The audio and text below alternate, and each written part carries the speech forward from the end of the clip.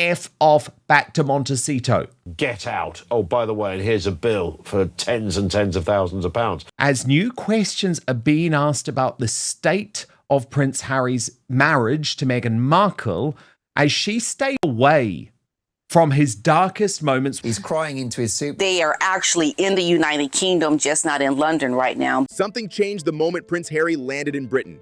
Not at the palace, not inside the courtroom, and not when another royal door appeared to close in his face. The real change was much closer to home. She was meant to be at Chelsea Hospital today in the famous operational notes that were sent to all of the little propagandists on the WhatsApp group. That was meant to be Meghan's big moment, and she wasn't there. And she wasn't there yesterday either, by the way, when he was having some type of breakdown. Harry returned to the country that made him, while Meghan remained almost completely invisible. He walked into one of the most difficult weeks of his public life without his wife beside him. And now, even as reports claim Meghan and the little ones may already be somewhere in Britain, Harry keeps appearing alone. So what exactly are we watching?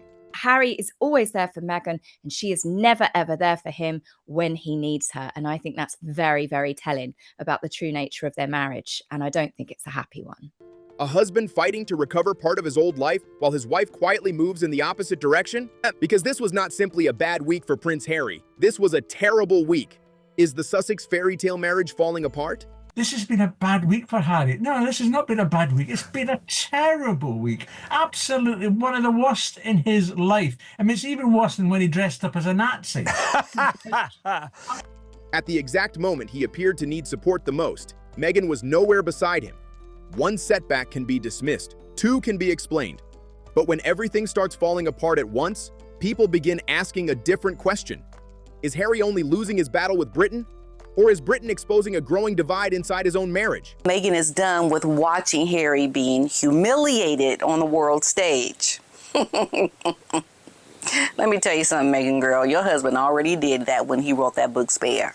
For years, Harry and Meghan presented themselves as one unit. They left royal life together. They moved to California together. They told their story together. They challenged the palace together. They built the Sussex brand around the idea that they were protecting each other against everyone else. But look at the picture now. Everybody, including Harry, everybody's got to coddle Meghan, but she should have been there at the very least, even if she didn't want to make an appearance. You think, given that she is supposed to know the fragile state of mind her husband has been put in by all of this stress, because she often parrots this as well, but there's never any concern for Harry. Harry keeps returning to Britain. Meghan does not. Harry keeps talking about reconciliation. Meghan does not. Harry keeps trying to reopen doors to the palace. Meghan appears more comfortable keeping those doors shut. The United Kingdom is pulling Harry one way, while Meghan appears to be pulling him another. Or she is not even pulling, but walking away from it all. Meghan is angry because she believes that Harry keeps reaching out to his family and only to be rejected. She's allegedly done with the royals, done with the back and forth. Why, might you ask? Because she doesn't feel like they have anything to atone for. She feels like he should just be welcomed back with open arms. And that is what makes this trip different. The biggest story is no longer that Harry lost another battle. It is that his connection to Britain now seems to belong to him alone. The UK has become Harry's project. He is the one flying back. He is the one attending hearings. He is the one appearing at Invictus events. He is the one speaking about his father, his security, his childhood, and his hope for reconciliation. They're not going to get those glossy headlines about the sweet reunion between Markle and the man that walked her down the aisle, King Charles. So I don't think, even though Harry's team is teasing we could get a Meghan Markle appearance on Friday, I don't think we'll see her, because when Harry's having a difficult time, Meghan doesn't want to be involved. Meghan may still benefit from the royal connection, but she no longer seems willing to share the risk that comes with standing beside him in Britain. Critics have argued that Meghan still needs the royal link because the Sussex brand becomes far more valuable whenever it appears close to the monarchy. Well, we'll do it, Harry, if we can get what we want, like our photo op. Have a connection to royalty that makes it look like we're back on the inside, right? But she doesn't want things to be private. She doesn't want things to look like they have the appearance of still being on the outside if, no one can see that they are benefiting from being in alignment with royalty again? Because the Sussex brand was built on the royal connection. A photograph with the king would travel around the world. A private family reunion could generate weeks of headlines. One carefully controlled image involving the little ones could instantly reconnect the Sussexes to the institution they left behind. But what happens when that reunion offers no grand public moment? What happens when there is no royal balcony, no palace accommodation, no full police protection, and no photograph proving that Harry and Meghan are back inside the royal circle? She is not there for Harry. Harry's hair loss, the amount of stress he's been under since he married Meghan, I think it's definitely sped it up, because he did have a thicker Brillo pad of hair until his wedding, and then everything from Megxit and everything else, everything he's given up, everything, the stress of constantly trying to make his wife happy. Would Meghan still want the relationship if there were no public benefit attached to it? That is the uncomfortable question. A quiet relationship with Harry's family would require patience, privacy, and compromise. For goodness sake, can't they just meet up for a slice of cake and a cup of tea? That would be something. Yeah, well, why? But they should.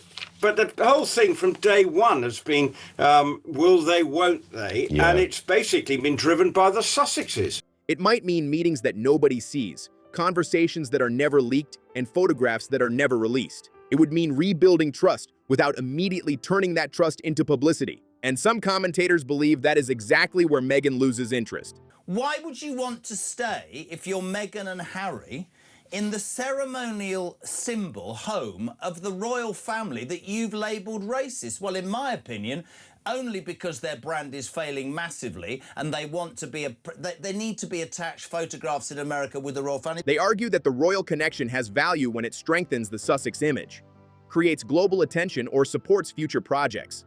But if the relationship remains completely private, what does Meghan gain from it? She's not trying to work with royalty.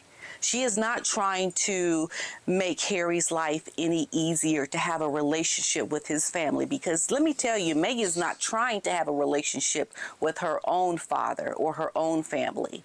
So do you really think she is trying to have Harry have a relationship with his family if it can't benefit her? That criticism becomes even sharper when people compare Harry's father with Meghan's own father, Thomas Markle. Why, critics ask, should Meghan fight for access to Harry's father while remaining separated from her own? Is it because Harry's father is the king, while her father is simply her father? That may sound cruel. If my dad, who was not here, was ill, I wouldn't... Why announce it in the papers? Why not just go and see him? This whole debacle is for publicity. And here's something Kinsey Schofield has been saying for months. 2 words: Thomas Markle. If it's about your grandchildren seeing their grandparents, you've left a man in a hospital and you haven't had words with him for however many years. And family relationships are always more complicated than outsiders understand. But the contrast is impossible to ignore.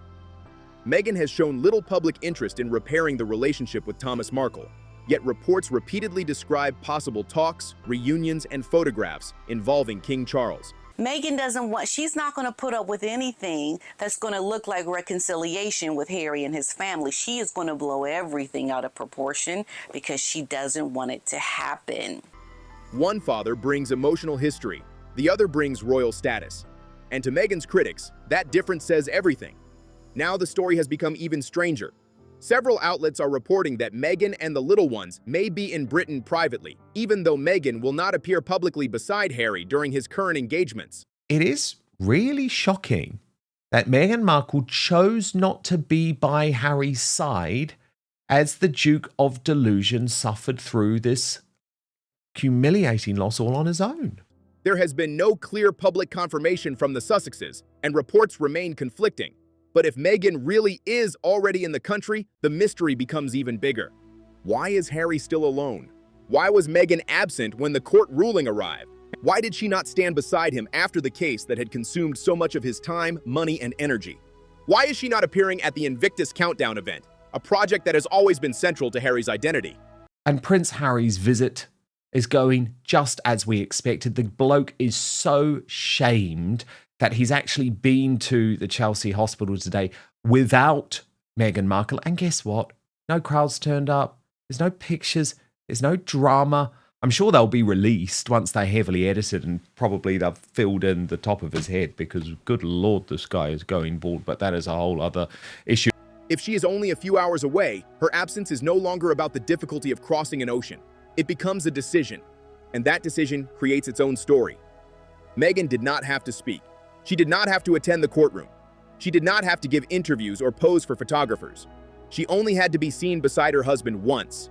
Meghan Markle choosing to stay away for this London part of the trip, not because of security, but because she did not want to be dragged into Harry's courtroom humiliation. I think she very much knew he was going to lose and is doing a bit of "I told you so." If Meghan had arrived publicly, the entire story would have changed. The headlines would have focused on unity. The photographs would have shown Harry supported by his wife. The trip would have looked like a family return rather than a lonely fight with the past. But she did not appear. And suddenly her absence became louder than anything she could have said.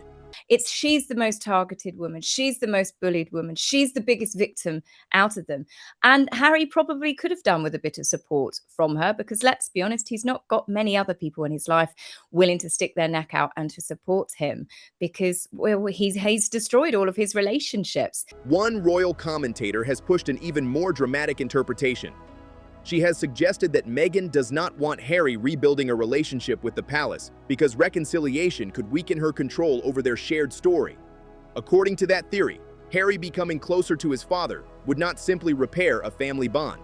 It could reconnect Harry with advisors, relatives, and a world that exists outside Meghan's influence. I hope whoever is advising him gets a grip.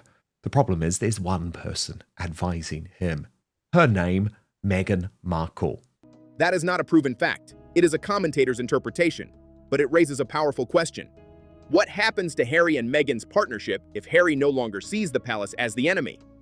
Their public identity was built around leaving. Their interviews were built around rejection. Their projects repeatedly returned to the pain they said royal life caused. Marriage is in peril. It's bad for Harry and Meghan in their marriage. If Harry now wants to move back toward the family he once criticized, does that undermine the story that helped build their life in California? Perhaps Meghan sees Britain as a chapter that should remain closed. Harry clearly does not. He keeps returning. He returns for court cases. He returns for charities. He returns for Invictus. He returns while speaking about his father. He returns while asking for security changes. And every return proves that some part of Harry still belongs to the world he claims he escaped. She doesn't like the idea that Harry is feeling homesick and that he wants to go back and he wants to rekindle this life again in the United Kingdom with his family. So Meghan, of course, is going to go from 0 to 10 because she doesn't want him going back. So she is the one, I believe, blowing this out of proportion. Meghan's future appears to be in California. Harry's past keeps calling him back to Britain. How long can two people keep moving in opposite directions before the distance becomes impossible to hide?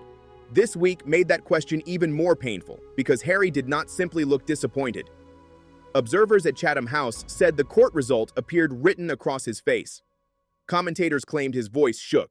He reportedly looked tense, wounded, and emotionally overwhelmed as a case he had invested years in ended in defeat. She wasn't by his side for this really momentous occasion. Yeah. And at 2 p.m. today, when we found out the result, he was doing a speech at Chatham House and his voice was shaking. He was all alone. He was clearly broken by the whole thing. Yeah. His wife wasn't by his side. And where was Meghan? At the moment Harry appeared most broken, the woman who once described them as inseparable was not standing beside him. Is that what a supportive marriage looks like? Would a loving partner stay away during the hardest moment of the week, particularly if she was already in the same country? Support does not always need to be public. Meghan could have been speaking to him privately. She could have been waiting somewhere away from the cameras. Nobody outside their marriage knows what happened behind closed doors.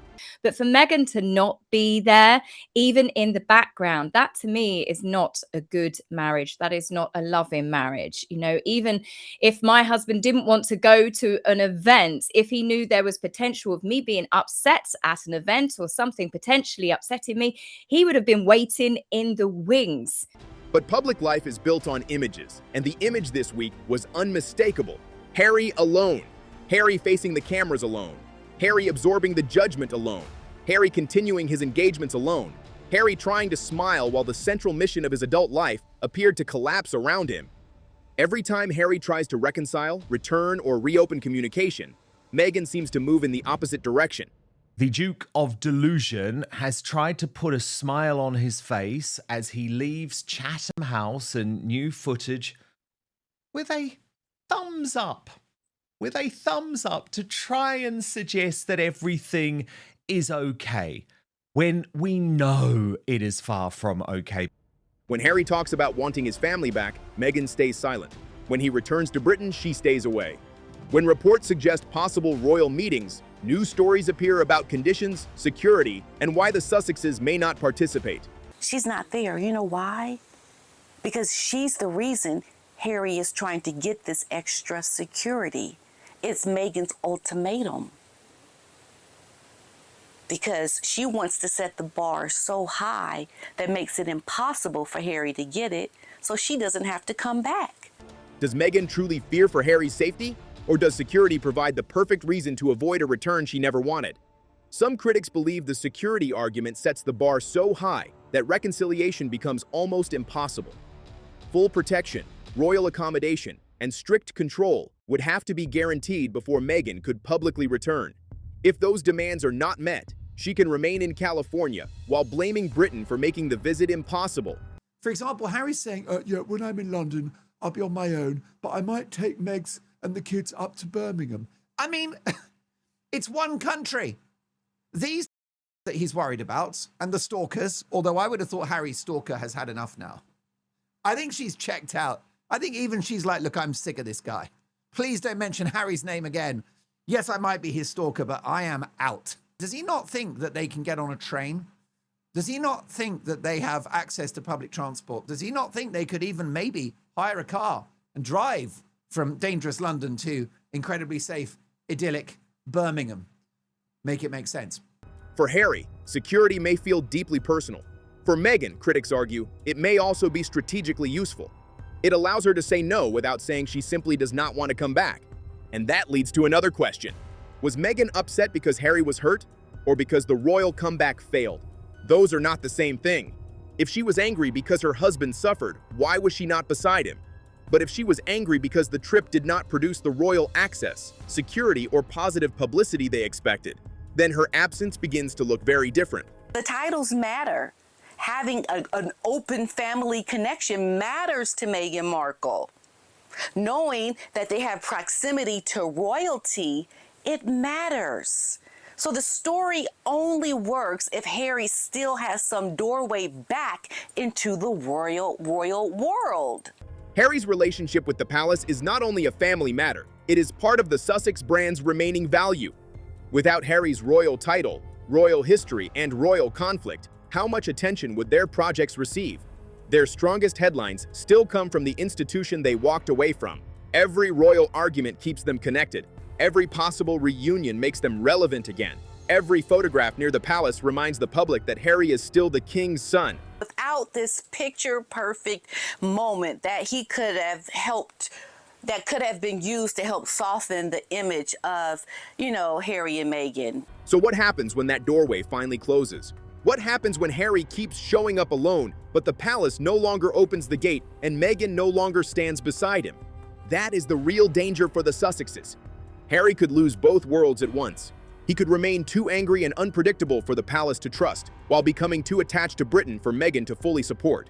He could be left outside the royal family he was born into and emotionally separated from the California future Meghan wants him to embrace.